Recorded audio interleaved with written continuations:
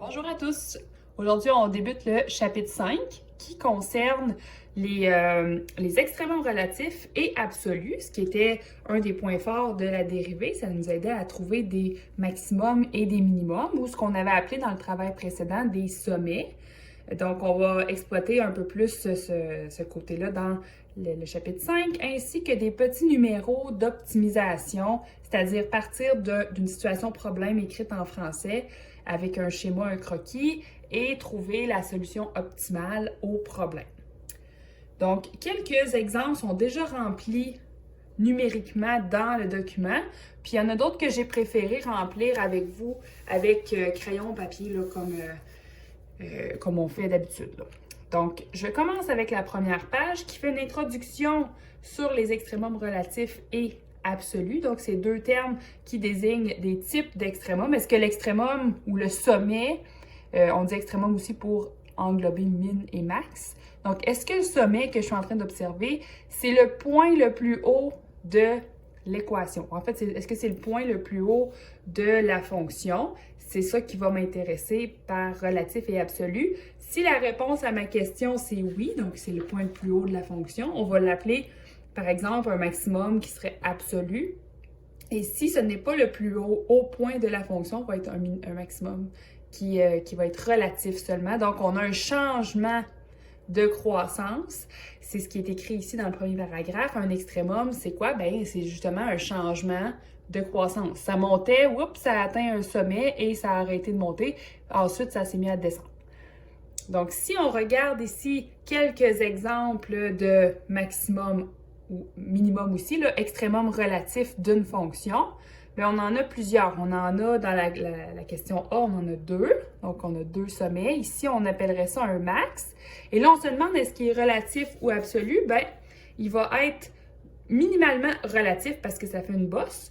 Mais il va être absolu aussi parce que si on regarde les autres y dans la fonction, bien, il y en a des y qui montent plus haut que celui-ci. Donc ça, c'est une valeur de y, c'est une valeur de l'axe qui est verticale. Donc, c'est une valeur de y, mais qui n'est pas la plus haute. Donc, on va qualifier le max de relatif. Vous allez voir aussi, le diminutif va commencer à embarquer assez vite. Là, ça va être max rel.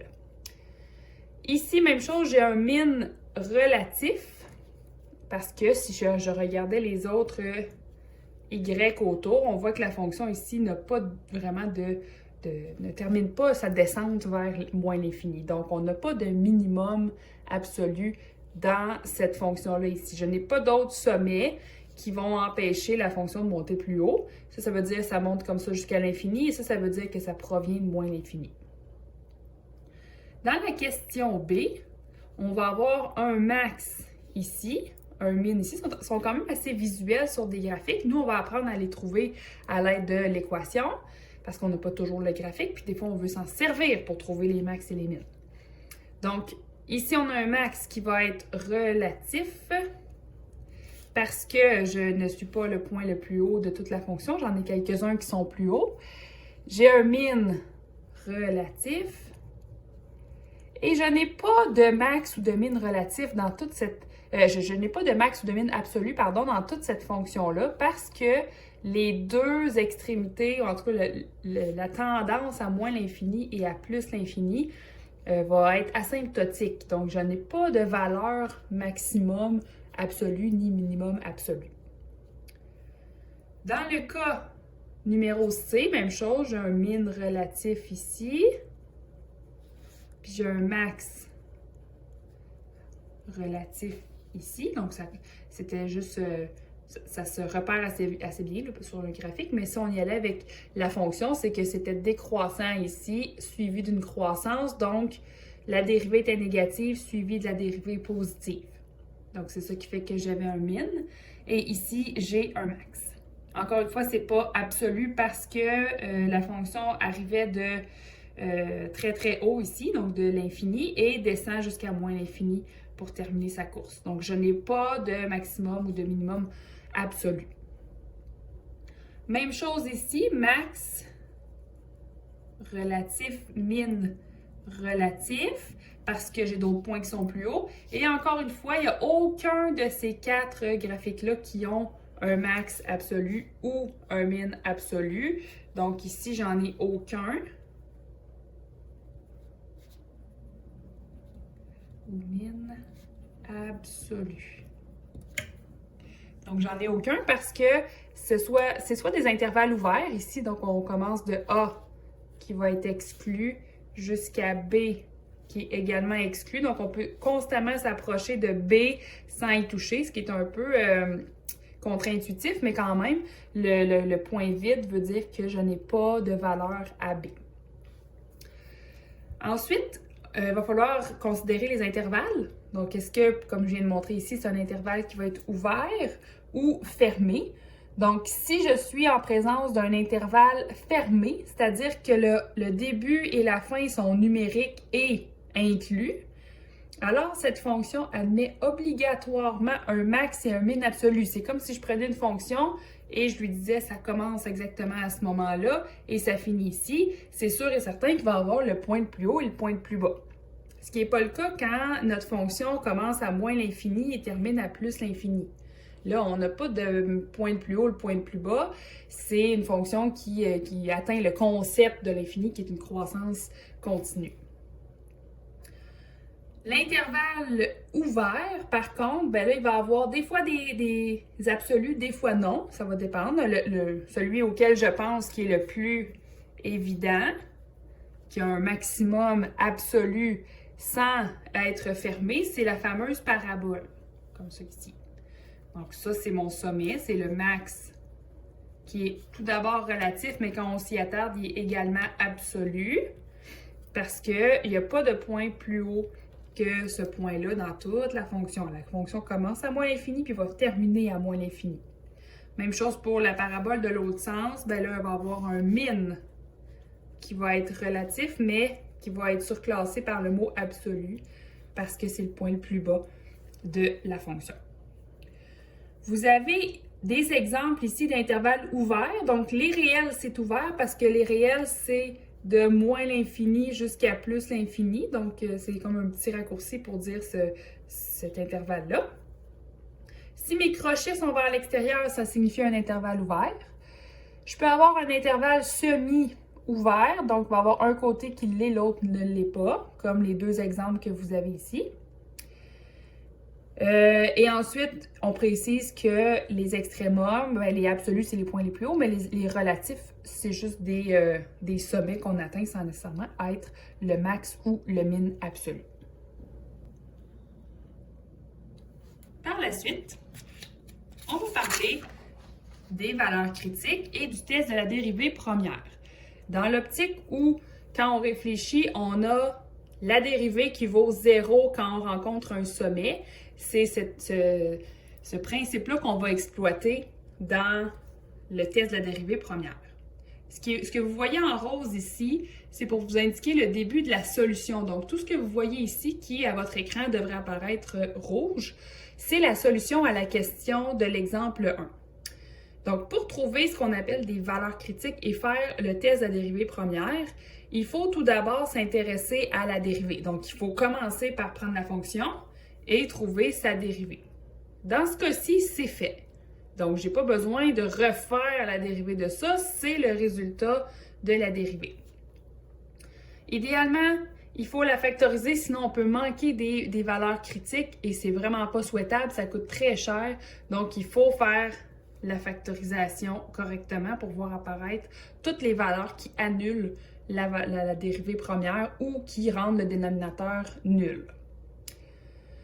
Donc, si je regarde les valeurs critiques, comment les trouver? Première méthode, je prends la dérivée puis je la mets égale à 0 et je résous.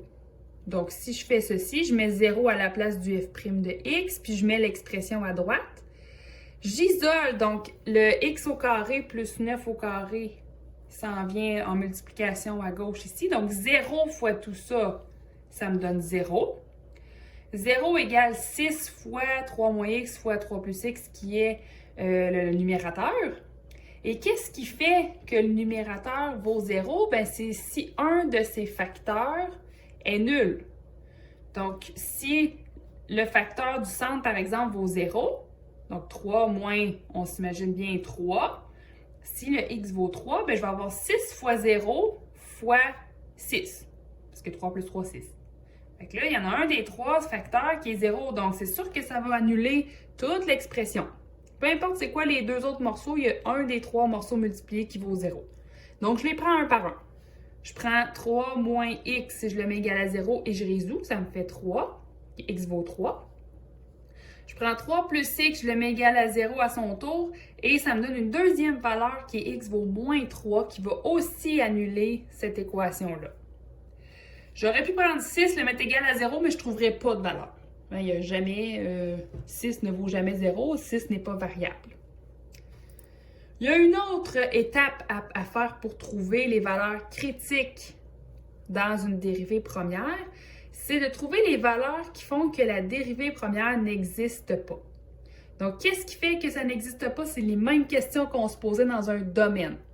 Donc, dans un domaine, je regardais est-ce qu'il y a un dénominateur, est-ce qu'il y a une racine paire, est-ce qu'il y a un log. C'est tout. Donc, je regardais ces trois choses-là, ça n'a pas changé. Si je regarde ma dérivée première, son dénominateur ici, je vais le mettre égal à 0, vérifier s'il y a des valeurs de x, que quand je les mets dans le dénominateur, ça fait 0 en bas. Donc, ça créerait un changement de signe ou un problème, en tout cas. Donc, je prends le dénominateur au complet, je le mets égal à 0. En faisant racine d'un côté, racine de l'autre, je me retrouve avec juste l'expression ici, égale 0.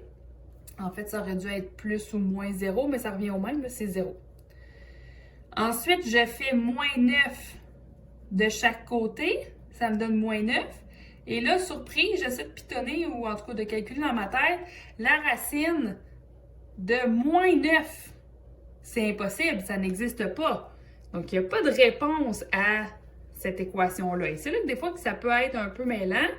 Si j'essaie de résoudre une équation et que je ne trouve pas de réponse parce que c'est impossible ici, pas parce que je suis mêlée là, parce que c'est impossible de faire la racine d'un négatif, eh bien, tout ce que j'ai à me dire, c'est qu'il n'y a pas de x qui vont résoudre cette équation-là. J'essaie juste de réfléchir. J'en essaye quelques-uns juste pour le fun, là, parce que là, je trouve ça bizarre. Je me dis, bon, si x vaut 3, 3 au carré, 9, 9 plus 9, 18, 18 au carré, c'est clairement pas 0.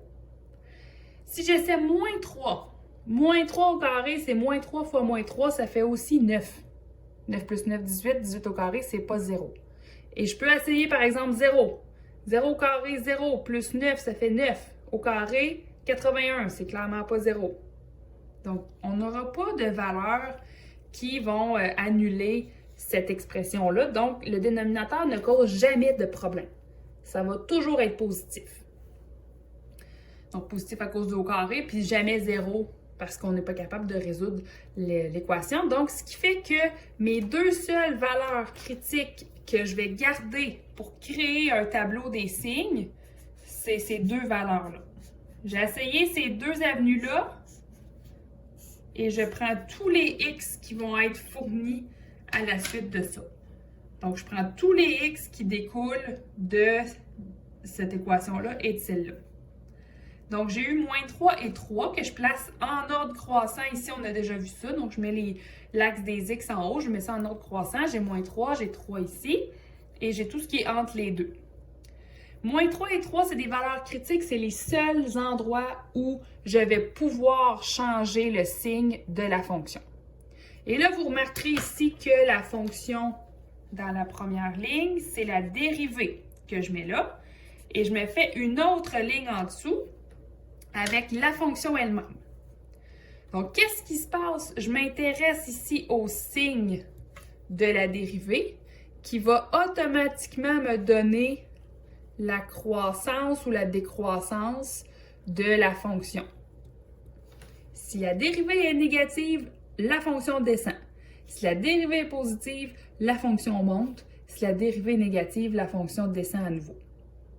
Donc ça ici, c'est moi qui l'ai construit. Et comment je fais pour avoir les signes? Bien, je vous rappelle qu'on prend une valeur entre moins l'infini et moins 3 et qu'on la met dans la fonction ici. Donc si je prends moins 4, par exemple, donc si je fais 6 fois 3 moins 4 fois 3 plus moins 4 sur moins 4 parenthèse au carré plus 9 au carré. Et là, je me demande, ça c'est du positif ou négatif? ben là, je peux y aller soit avec ma calculatrice, soit avec en calculant. Donc ici, j'ai 6 fois 7 fois moins 1. Donc ça va être négatif en haut. Puis en bas, c'est toujours positif.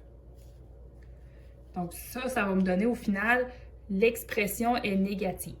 Que j'ai mis moins 4, moins 5, moins 8, moins 15 millions, ça va toujours donner le même signe de réponse. Je sais ensuite que quand x vaut moins 3, la fonction dérivée vaut 0. Donc, je soupçonne un sommet ici. Ça se peut que non, mais je vais regarder après. Ensuite, j'essaie des valeurs entre moins 3 et 3. Je peux prendre 0, c'est génial. Donc, je vais faire 6 fois 3 moins 0 fois 3 plus 0 sur 0 plus 9 à la 2. Ce qui va me faire 6 fois 3 fois 3 sur un positif. Donc, ça va me donner du positif partout. Donc, je divise un positif par un positif, ça va me faire toujours un positif. Que j'ai mis moins 2, moins 1, 0, 1, 2, 2,5, 2,25, peu importe, ça va me faire toujours un résultat positif dans cet intervalle-là. Je continue ma lecture, je suis encore dans la première ligne. La dérivée est nulle pour x égale 3, donc j'ai mis 0. Et la dérivée est négative pour les valeurs de 3 à l'infini. Vous pouvez l'essayer avec une valeur là-dedans, là, vous allez voir le résultat. Donc, ensuite, je passe à la ligne suivante et directement, je vois un moins dans ma dérivée, je sais que la fonction s'en va vers le bas, croissance vers le bas. Je vois un plus dans ma dérivée, la croissance est vers le haut. Je vois un autre moins, je réécris une flèche qui descend. Puis là, on se donne une idée de quoi va avoir l'air notre fonction. Ici, le chiffre qui est là, comment j'ai fait pour l'obtenir? Ben lui, je vais le mettre en bas ici parce que je manque un peu de place. Le chiffre qui est là, j'ai pris la fonction, j'ai mis moins 3 à l'intérieur. Fait que f de moins 3, ça me fait 6 fois moins 3, la fonction elle est ici, sur moins 3 au carré plus 9. Donc 6 fois moins 3 ici. Puis, moins 3 au carré, ça fait 9. 9 plus 9, ça fait 18. Donc, ça me fait moins 1. Donc, c'est la valeur de f de moins 3 qui va ici. Même chose tantôt, c'était f' de moins 3 qui donnait 0. Parce qu'on l'avait nous-mêmes trouvé. Je fais le même calcul ici. F de 3. 6 fois 3 sur 3 au carré plus 9. Ça me fait 18 sur 18, ça me fait plus 1. Et là, vu que la fonction était décroissante, suivie d'une croissance, puis que j'ai une valeur critique à cet endroit-là, je peux dire que j'ai un minimum relatif en x égale moins 3. Ça décroît, ça croît. Je viens de répondre à ce que le test de la dérivée première me demande, c'est-à-dire qu'il y a une décroissance suivie d'une croissance pour repérer un minimum relatif. Il faut également que ce soit continu ici. Si vous aviez eu une asymptote, ce n'est pas un maximum ou un minimum. C'est vraiment juste si la fonction est continue. La fonction était continue en x égale moins 3, ça ne créait pas de problème ici dans ma fonction de départ. Ça, on les voit tout de suite. Là. De toute façon, inquiétez-vous pas, là, ils vont pas.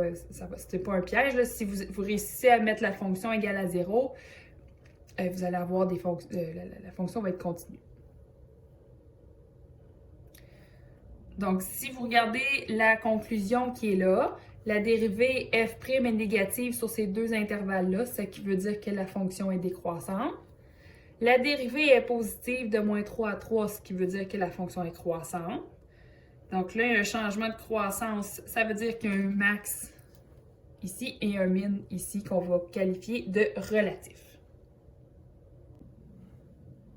On peut se demander ensuite si la fonction va avoir un max ou un min qui est absolu. Fait que là, on a juste dit relatif comme ça sans faire plus de vérification.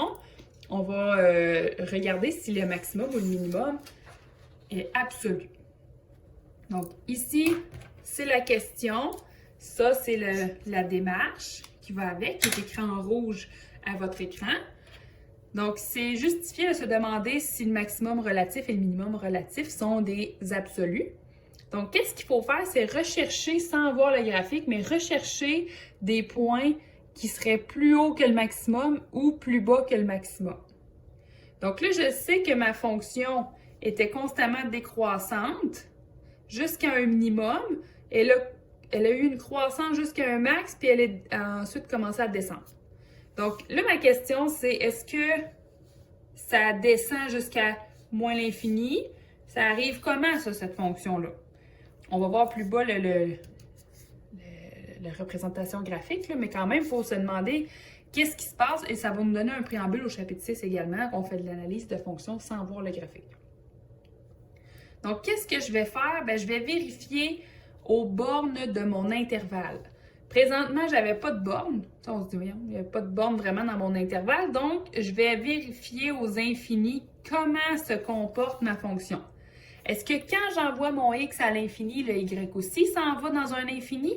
Ou est-ce qu'il se stabilise à une certaine valeur qui fait que mon min va être le plus bas point de la fonction? C'est ça qu'on se demande. Donc, comment on fait pour vérifier un comportement à l'infini? On fait ressortir les fameuses limites. Donc, la limite quand x tend vers moins l'infini. Donc, là, on a commencé par le côté complètement à gauche ici. On a vérifié qu'est-ce qui se passe dans cet intervalle-là. J'ai mis ma fonction de départ, donc le f de x que vous voyez à la question précédente. J'entre moins infini à l'intérieur, ce qui me donne moins l'infini sur l'infini au carré. Donc, en fait, moins l'infini au carré, c'est ce qui donne un plus infini. Donc, ça me donne moins l'infini sur l'infini. C'est une forme indéterminée. J'ai choisi de prendre la technique du théorème qui dit que je peux prendre seulement la plus grosse puissance de x en haut et en bas. Donc, j'ai enlevé le plus 9. Ce qui fait que j'évalue la limite quand x tend vers moins l'infini de 6x sur x2. Ça me donne la limite quand x tend vers moins l'infini de 6 sur x, parce que j'ai éliminé un x ici puis là. Et donc, 6 sur l'infini, quand je l'évalue à nouveau, ça me donne 0. Que ce soit sur l'infini ou sur moins l'infini, c'est une énorme quantité, ça va faire tendre ma fonction vers 0.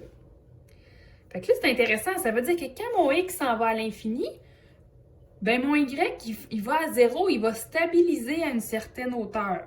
Là, je pourrais faire un autre barbeau, mais je peux attirer votre attention sur le graphique en bas ici. Ça veut dire que ça va descendre comme ça, mais tranquillement jusqu'à temps de... En fait, il n'y a pas de fin, ça va longer une asymptote à 0 jusqu'à l'infini. Ben, en fait, c'était ce côté-là, mais ça va faire la même chose de l'autre sens. Et voilà. C'est la même chose si je fais la limite à l'infini. Donc, je vais avoir exactement le même résultat. Je vais tomber sur 0. Donc, ici, c'était pratiquement la même chose. Je vais tomber sur 0 et je vais tendre vers une asymptote horizontale. Donc, la fonction était décroissante ici. Donc, c'est pour ça que la deuxième section, là, ça explique ce que je viens de vous dire. La fonction était décroissante, fait que j'ai vérifié qu'est-ce qui se passait à l'infini. La limite tend vers 0 ici aussi, donc il y a une asymptote horizontale. Ça veut dire, sans voir le graphique, en ayant juste nos résultats ici, ça veut dire qu'on peut déterminer que le max et le min sont des max et min absolus. Donc ça ici, c'est absolu. C'est un max. Puis ça va être un min absolu. Donc là, on était dans le cas où l'intervalle est ouvert et infini. Donc, si on avait eu un intervalle qui est ouvert, ça veut dire que dans la question, on nous dit d'aller entre telle et telle valeur, ça va arriver à quelques reprises. Bien, qu'est-ce qu'on fait? C'est qu'au lieu d'aller faire la limite vers un infini, on ferait la limite vers les bornes, donc vers l'extérieur ici. Ce qui va beaucoup ressembler dans beaucoup de cas à faire f de b ou f de a. Mais il y a des cas comme les logs, etc., qui ne vont pas agir de la même façon. On n'a pas le choix de prendre les limites. Donc, avec des intervalles ouverts, vu que le B, ici, c'est ouvert, ça veut dire que le B n'est pas inclus dans l'intervalle. Il faut que je fasse le concept de limite. Donc, c'est ça qui est écrit ici. Pour les autres cas d'intervalle ouvert ou semi-ouvert, qui ne sont pas des moins l'infini jusqu'à plus l'infini, il faut faire la limite vers la valeur extrême de l'intervalle. Fait que là, ici, vers A vers B. Si l'intervalle est fermé, on va faire pratiquement le même calcul, mais on va faire f de A et f de B. Direct, on envoie la valeur dans la formule. On va faire des exemples dans quelques instants. Je vais maintenant faire l'exemple 2 en temps réel avec vous. Un peu pas en temps réel, mais je vais l'écrire à mesure que je résous le problème. Donc, vous avez une fonction qui est 3 moins la racine cubique de 4x plus 2 au carré. Juste pour s'aider, parce qu'on sait qu'on va avoir une dérivée à faire, on peut réécrire tout ça sous forme d'exposant pour avoir accès aux formules. Donc, au lieu d'une racine, je vais mettre l'exposant qu'il mérite, donc 2 tiers. Donc, vous avez 3 à l'extérieur moins la racine cubique de 4x plus 2, qui est synonyme ici de 4x plus 2 exposant 2 tiers, à cause du 2 ici et du 3 qui est là. Le domaine de cette fonction-là, on peut se poser la question, voir si elle est continue en tout point. Donc, le domaine de f, ben, c'est tous les réels. Si je regarde ici, c'était une racine cubique. Donc, ça ne fait pas partie de la liste des choses problématiques dans un domaine, qui étaient les dénominateurs, les racines paires et les logs. Donc, c'est une racine impaire à cause du 3 ici, qui est un chiffre impair. Donc, ça veut dire que les négatifs sont admis en dessous de cette racine-là. Donc, qu'est-ce que je dois faire pour commencer mon numéro? Ben, je dois faire la dérivée. Donc, je fais f' de x. Ici, je vais y aller avec la dérivée de 3c0 et je dérive un u à la n. Donc, moins 2 tiers que je place en avant parce que la base est variable, l'exposant est constant. C'est pour ça que je reviens avec mes vieilles formules. 2 tiers en avant. L'intérieur écrit tel quel. Exposant 2 tiers moins 1. Donc, 2 tiers moins 1, ça équivaut, vous faites soit sur votre calculatrice ou dans votre tête, 2 tiers moins 3 tiers, qui va me faire moins 1 tiers ici. Et pour terminer, je multiplie, parce qu'il ne faut pas oublier la dérivée de l'intérieur de la parenthèse. Dérivée de 4x, c'est 4. Dérivée de 2, c'est 0. Donc, je fais juste x 4. Je vais mettre un peu d'ordre là-dedans. Le moins 2 tiers fois le 4, ça va me faire moins 8 tiers. Puis l'exposant négatif ici fait que toute cette parenthèse-là, je vais aller la mettre en bas. Et je vais changer le signe de l'exposant. Ensuite, ma dérivée est faite. Je vais faire les valeurs critiques de cette dérivée-là. Première des étapes, je me demande quand est-ce que la fonction dérivée vaut 0. Je mets 0, je fais ça, 1 tiers, et là j'essaie d'isoler le x, c'est ça l'idée. Donc je monte le dénominateur en haut ici, ça va faire 0 fois tout ça qui fait 0. 0 égale moins 8. Jamais, hein? Moins 8, c'est constant, ça ne changera pas d'identité. Donc, il n'y aura aucune valeur de x qui annule la dérivée. Donc, ça, c'est fait. J'ai rien trouvé. Ça se peut que je trouve rien. Il y a des fonctions qui sont plates de même, qu'il n'y a pas de sommet. Il y en a qui en ont plus que d'autres. Il y en a qui en ont une infinité. Bon, si j'en trouve pas, j'en invente pas. Je fais vraiment avec ce que j'ai. Et la deuxième chose à vérifier, est-ce qu'il y a des endroits où la dérivée n'existe pas? Donc, est-ce qu'il y a des endroits où il y a un problème, quand je mets le x à l'intérieur, il n'y a pas de réponse? Et là, sûrement qu'il y en a un. C'est pas à cause de la racine, qui est toujours impaire, c'est à cause du dénominateur. Ça, il y en a un, par exemple. Donc, le dénominateur, si il vaut 0, on a un problème. Donc, pour isoler le x ici qui est pris dans un exposant et une multiplication, ben, j'y vais comme ça. Exposant 1 tiers. Ben, pour l'enlever, je fais exposant 3. Hein, pour annuler comme l'exposant. Si je le fais d'un côté, je le fais de l'autre. C'est pas tellement compliqué ici parce que c'est toujours 0 à droite. Et je me retrouve avec 4x plus 2 qui est égal à 0. Donc, moins 2 quarts ou moins 1 demi, si on simplifie la fraction un peu plus. Vous avez une valeur critique qui vient d'apparaître ici. Il n'y en avait aucune tantôt, là, j'en ai au moins une qui est apparue, donc un possible changement de signe de ma dérivée, qui veut dire un changement de croissance de ma fonction. Une fois que ma dérivée est faite, que mes valeurs critiques sont trouvées, je me construis un tableau des signes. Donc, je fais ma première ligne en haut. La première colonne contient en premier la dérivée, en deuxième la fonction. Là, je ne le fais pas tellement gros parce que j'ai juste une valeur critique à mettre à l'intérieur. Donc, moins 1 demi ici. Avant ça, ben, je n'avais pas d'indication d'intervalle, donc je pars de moins l'infini. Puis je recommence après le moins 1 demi jusqu'à l'infini. Aux valeurs critiques, je mets soit le chiffre 0, soit le chiffre, pas le chiffre, mais l'expression n'existe pas. Donc, dans notre cas, on vient de travailler fort pour trouver des valeurs qui font que la dérivée n'existe pas. Donc, si je mettais moins 1 demi dans ma dérivée, je trouverais une erreur avec ma calculatrice. Donc, ici, la dérivée n'existe pas. Pourtant, ma fonction de départ était continue en tout temps, mais il y a des endroits où la dérivée n'existe pas. C'est un cas particulier, c'est pas pour rien que je le fais dans les notes de cours. Je vérifie les signes avant et après. Donc, je prends un chiffre ici, là, je ne sais pas, moi, par exemple, moins 1. Donc, f' de moins 1, parce que je suis dans la ligne f', puis je prends un chiffre là-dedans, entre moins l'infini et moins 1 demi. Fait que f' de moins 1, je vais avoir moins 8 sur 3 fois 4 fois moins 1 plus 2 à la 1 tiers. Pas obligé de calculer le vrai chiffre. Je fais 4 fois moins 1, qui va me faire moins 4. Moins 4 plus 2, ça fait moins 2.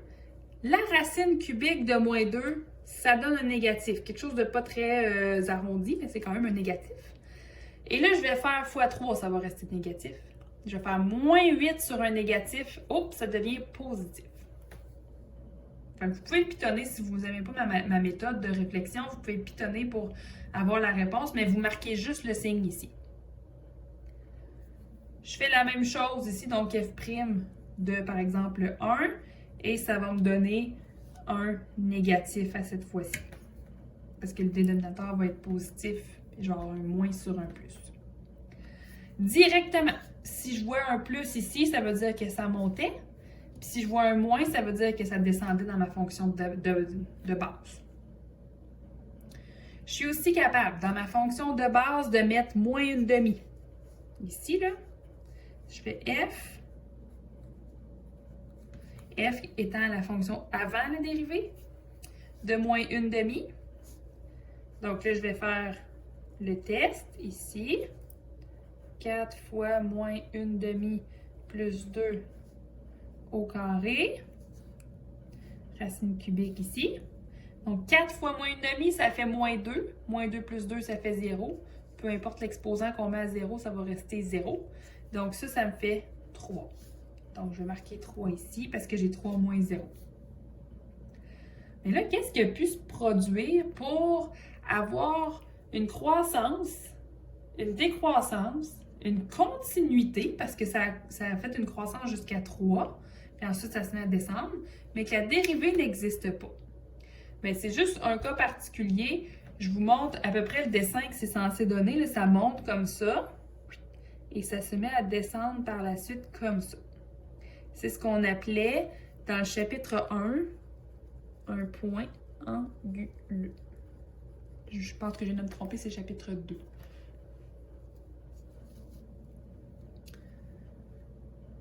Donc là, si je veux vérifier s'il s'agit de max absolu, parce que là, en ce moment, on le voit, c'est un max qu'on va qualifier de max relatif en x égale moins demi, un max de 3. Donc, est-ce que c'est un max absolu? Bien, puisque Donc là, l'explication, je vais vous la dire à haute voix, je vais l'écrire par la suite. Puisque c'est le seul max relatif et qu'il n'y a aucun autre intervalle susceptible de contenir des valeurs plus hautes, parce que j'étais en croissance suivie d'une décroissance. Donc, j'avais pas d'autres moments où ça remontait encore. Donc, c'est impossible. Donc, puisqu'il n'y a aucun autre intervalle susceptible de contenir des valeurs plus hautes, il s'agit d'un max absolu. Si je voulais vérifier parce que j'ai pas exactement ce pattern-là, il faut que je fasse la limite à l'infini et la limite à moins l'infini, ce qui pourrait être encore plus simple. Donc, puisque c'est le seul max relatif et qu'il n'y a aucun intervalle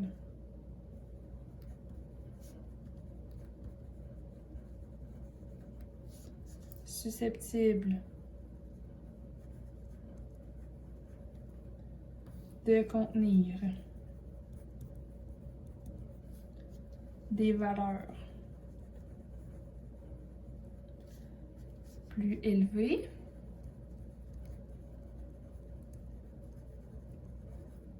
de Y, on a un max absolu.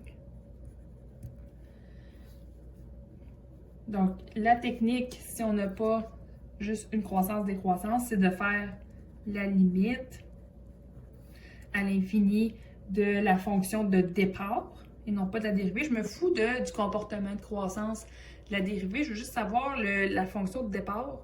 Comment elle se comporte quand je m'en vais très très loin dans les x? Est-ce qu'elle monte, elle descend? Qu'est-ce qu'elle fait? Donc, 3 moins racine cubique de 4x plus 2 à la 2. Si je veux faire l'évaluation à l'infini, mais là, ça va me faire 4 fois l'infini qui est l'infini, plus 2 qui ça donne l'infini, au carré toujours. Et racine cubique d'un infini, c'est l'infini aussi.